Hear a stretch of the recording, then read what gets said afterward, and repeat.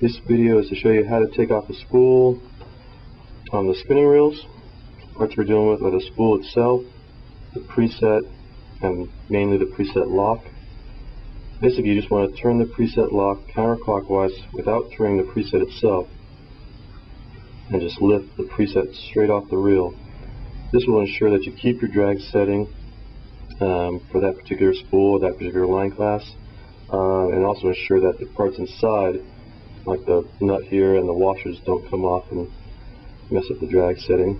So once you get that off, you can just lift the spool. It's a snug fit, it should be, and you just pull that off like that. And when you put the other spool back on, or this spool back on, you just line it up. Make sure that it lines up with the pin at the bottom into the slot. Push that on, and then line up the preset again without turning it on with the nut, and just screw the preset lock snugly down. And then, if you need to, you can move your drag setting from there, but otherwise you'll just retain the drag setting that you were left at with that spool. And it's as easy as that.